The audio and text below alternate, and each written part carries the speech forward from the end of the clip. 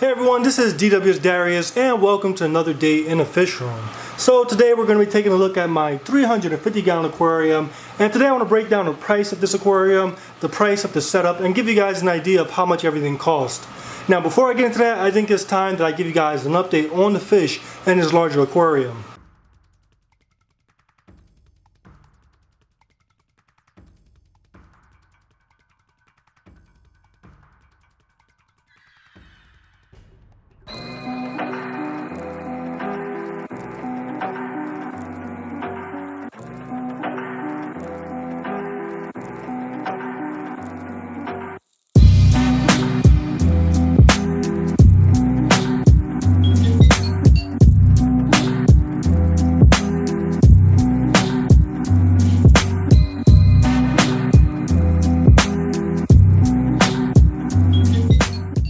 So since the fish have been in the aquarium, I've been seeing some major differences with their personalities, some for good, some for worse. We're going to start with my two peacock bass. So in this aquarium I have two Cicla azules. Both of these fish are about 12 inches and they become a lot more bolder in this aquarium. Previously in my 210, these fish were very shy. Every time I came too close they would run and hide. However, in this aquarium they definitely changed a lot. They're very bold, they're very active, they don't mind coming to the front of the glass begging for food, and they're just overall more enjoyable. I think that because they find this tank to be so big, it's so much space, they just want to eat as much as they can, they want to build up as much personality, as much dominance, and because of that they're giving me a greater show. The same thing with my flagtail Porchilidus. This fish, when it was in 210, was very shy, very timid. However, being in this larger aquarium, he's been very bold, always in front of the glass, and he's never hiding. So definitely an advantage compared to where he was before. Now, of course, with the good, you gotta get a little bit of bad. So ever since being in an aquarium, the red devil has been acting like a complete devil. When he was in a 210, he was very calm, very mild, and just a very enjoyable fish. However, ever since I added him down here to this larger aquarium, I guess he's going mad with power. He's been trying to take half of the aquarium to himself. He's been extremely aggressive. He attacks everybody in the aquarium, the catfish, the Arowana. Last week when I added the Oscar, he went crazy on the Oscar. And he's definitely been the worst fish in this aquarium, to the point where I was just about to add him on Craigslist. However, right when I was about to do it, he started to calm down a little bit. But even now, as I speak, you can see he's chasing everybody around. And these next few days, I'm going to consider whether or not he's going to stay, because he's the most aggressive fish in this aquarium. Now, I didn't want to get rid of him because he's a part of a bloodline that I've had now for about 6 years. However, it won't be too hard getting rid of him, because if I do get rid of him, every other fish in this aquarium will belong to South America. So I will pretty much have a South American biotype. He's the only fish in this aquarium that's not from South America. He's from Central America. So if I actually take him out, I'm going to get me a nice fully South American tank with every fish coming from South America. So if I do remove him, it's not going to be too much of a disadvantage for this aquarium. It's actually may make it a little bit better. So in a few days to come, I will decide what to do with him. After that, the Arowana, I guess because he was getting attacked by the red devil, he's become a little bit shy. He also is refusing his pellets. He only wants live foods. But I'm guessing that that's only just a phase. The Arowana is a greedy fish, so eventually he will snap out of it and build up his appetite. The Oscar, he was added last week. As I said before, the red devil was a little bit hard on him. But now that the red devil has submitted, he's calm, just looking awesome in this aquarium. The Peacock Bass, he's been doing a lot better than I expected. I expected the larger Peacock Bass to really be on him, but they're not too bad. The only problem with this Peacock Bass is that he's very stubborn when it comes to eating. He only wants live foods. So because of that, yeah, he's not going to grow too fast, because I'm going to try my best to starve him so that he could go on the pellets. But this guy is definitely so far putting up a fight. And then lastly, the catfish. Catfish just being catfish, they're hiding throughout the daytime and come out at night and just doing what they normally should be doing. And when it comes to fish, that's all I have for now. In the future, I may add 2 or 3 more. But what I want with this aquarium is large fish. And I know the best way to get that is by keeping the numbers or the quantity of fish in this aquarium down. So instead of going crazy stocking this aquarium with a bunch of fish, I prefer to have a few fish that are just very large and very enjoyable.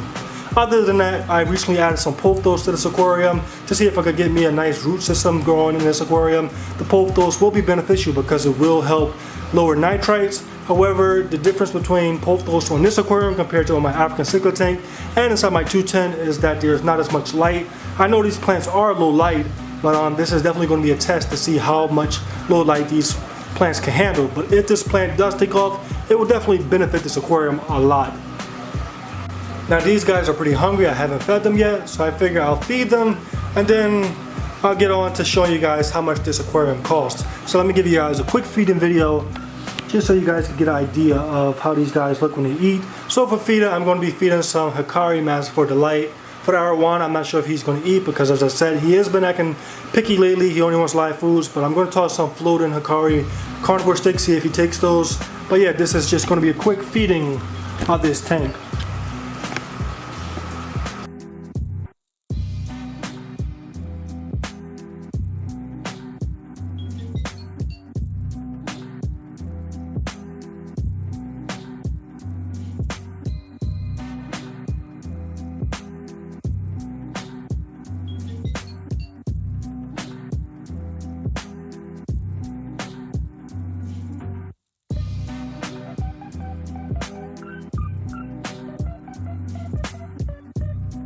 Okay everyone, so that was just a quick feeding of this aquarium.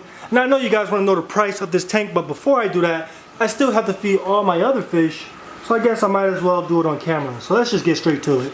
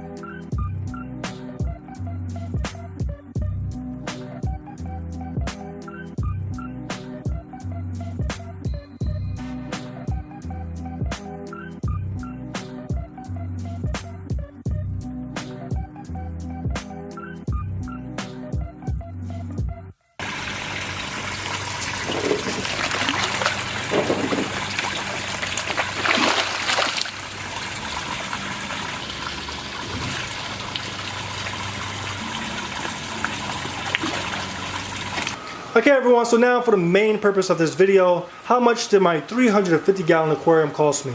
So this aquarium is 8 feet long, it is 3 feet wide, and it is 2 feet tall. It's an acrylic aquarium. It has a DIY stand, a DIY filter, and a few other accessories. And what is the grand total of everything? So we're not going to waste any time, we're going to get straight to it. I bought this aquarium online from fishtanksdirect.com. Of course, before I bought it, I checked all my different options. Locally, I couldn't find any aquariums brand new that were over 210 gallons. 210 gallons, I guess, was the highest size for my local fish store, and I really couldn't find any other aquariums larger than that at a reasonable price. So that turned my search to an online search. I was looking at different used aquariums, looking at different fish stores, and at the end of the day, I ended up going to fishtanksdirect.com because they had the lowest price. Now, they did have the lowest price, but they also had a few negative reviews. I read on some forums that people say that their aquariums don't really last too long. However, after looking at the warranty, I felt like it was a risk that I was willing to take. So this tank cost me $2,500, free shipping, no taxes. Maybe it was a couple of dollars under that or over that. I'll put a picture of the receipt on the screen so you guys can get an exact number. But in my opinion, that definitely wasn't a bad price, especially being an acrylic aquarium. You know, acrylic aquariums have some advantages over glass aquariums. One of the major advantages is the weight. It only took me and another person to carry this aquarium into this basement. If this tank was glass, it probably would weigh about 900 pounds, and that definitely would have been a monster and a major headache trying to get in the basement. So I think $2,500 for this tank, especially being that the hobby is so popular, and you know when things are popular, the price goes up. I think that definitely wasn't a bad price. And as I look around at other stores, it's definitely so far the lowest price for an aquarium this size. So once the tank arrived, I set my attention on the stand. So for the stand, I wanted to customize the wool because I want to add my aquariums underneath it. So I decided to go DIY. And you know, this tank is 350 gallons, which means it's probably about 3,500 pounds. So you know, you got to go extra support when it comes to the stand. So if we take a closer look, so we have 6 legs on this stand. I have 3 in the front, 3 in the back. All of these are 4x4s. If we take a look underneath, I have, it's kind of dark under here, but you can see I have these double 2x4s going from front to back. These are going across the entire width of the tank. And I have 9 rows of these going all the way down. I also have a piece of plywood up here. This piece of plywood is important because with these acrylic aquariums, you really don't have that little brace that helps in case your stand isn't perfect. For example, with this 125, this is a glass tank. It has this right here. And what this does is, if there's any imperfections in my stand, this pretty much helps it so that this takes the unbalance and not the tank. If the tank sits unbalanced, it has the potential of cracking. However, this absorbs the unbalance and makes it safe. Acrylic aquariums don't have that, so I have to go and add me this piece of plywood just to make sure that if my stand is imperfect, this plywood can make sure that the tank stays balanced no matter what. So because of that, the stand itself cost me $100. Now that was a little bit extreme. I did have a few leftover pieces of wood, so because of that, this little step ladder was born, and this thing is very needed for this aquarium because this tank being so tall, definitely very well needed. So altogether for the stand, it cost me $100. Next we have my filtration system. Now I gave you guys a full video on this filtration system to show you guys how I have this tank and this tank filtered with this one system. So if you want to check that out, make sure you click the link above. But for this system, it costs me $20 for these 2 buckets, $10 each. My PVC cost me $130. That's because the first time I did it, I messed up. This was my first time working with sumps. So the first time I did get it wrong, so I had to go and spend a little bit extra. So I paid $130 for the PVC. And then for my pump, I have an Aqua Neat pump in there, and that cost me $70. And after that, we have media. So I spent about $70 on all these little K1 media, those white things that you see. I have a few sponges in here, a few pads, and all that totaled to $70. Once the filtration was taken care of, I set my attention on lighting this tank. So for lights, over there I have a Nitro Deluxe. This I already had, so I didn't pay any money for it. But this right here costs $60. This is the Nitro Classic, the 48-inch. Definitely not a bad light, and in my opinion, worth the money. After that, I have my timers for my lights. So this one right here is the timer that I got for free. I showed you guys these in a recent video. If you missed it, make sure you check out the link above. But yeah, these timers allow for sunrise and sunset effect. So I bought me this one for $10 and then one for that light as well for $10. Okay everyone, so the last expense for this aquarium was with my substrate. So normally with substrates, I like to use my natural lake gravel. I have a nearby lake that's about an hour away, and this is the gravel that comes from it. Looks absolutely natural. The best gravel that I've ever had, and on top of that, it's completely free. However, I was running short, and to get that gravel, I got to go through a lot. I got to go up and down a hill, I got to go up and down a beach, and it's a lot of physical work, and I just didn't have anybody to help me, and I just wasn't willing to take all the trips, because for this aquarium, I probably would have had to make maybe 20 trips up and down a hill, up and down a beach, and I definitely didn't want to do that. So instead, I went to Lowe's, and I bought me some all-purpose sand. Now initially when I was adding it, I really enjoyed the way it looked because the first 2 bags were white. They had like a really natural looking look to them.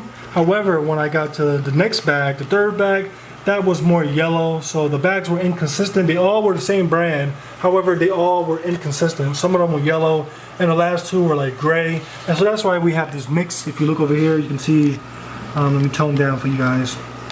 You can see the whites, the grays, the blacks. And that's because the bags were inconsistent. Some of them were white, some of them were gray. And I honestly don't really like the way it came out. When you take a few steps back, it doesn't look terrible, but I think it could have looked better. So I am a little bit disappointed. But for this gravel, it definitely wasn't expensive. It only cost me $25. Now I have a few other accessories on the aquarium, but these are all stuff that I already had. Like if we look over here, we have my circulation pump. You probably can see it, you probably can't, but I already had that circulation pump. All these rocks, the driftwood and all that, I get all this stuff from a nearby river, so all that stuff is free and it looks absolutely amazing. And of course the fish, they all were already with me. Okay everyone, so with that said, the price of this entire setup, 350 gallons, DIY stand, DIY filtration, and a few accessories, when you add it all together, it comes to $2,500. $995. Now honestly, when I originally was planning it out, I saw that the tank was $2,500 and I wanted my budget to be $3,000. Just trying to calculate everything, how much I thought everything would come out. And now today, a couple of weeks after the tank has been set up, a couple of months after the tank arrived, and I'm $5 under budget. Okay everyone, so that's been a quick breakdown of the price of my 350 gallon aquarium. So this has just been a video. Hopefully it's helpful, because I know in this hobby we all want our opportunity to grow, we all want our opportunity to upgrade, and knowing some of these prices, it definitely helps. So everyone, as always, let me know what you think about this video in the comment section below. Do you think that this aquarium is worth $3,000? Please let me know your honest opinion in the comment section below. As always, if you like this video, make sure you hit that thumbs up. If you want more, make sure you subscribe. I have so much stuff to show you guys. I just added some new fish into that aquarium, which is behind the pole, that 20 gallon over there. Pretty soon I'm going to fill up this tank right here, my 75 gallon aquarium. And so much to show you guys, but this video is becoming very long, so I'm just going to finish it now.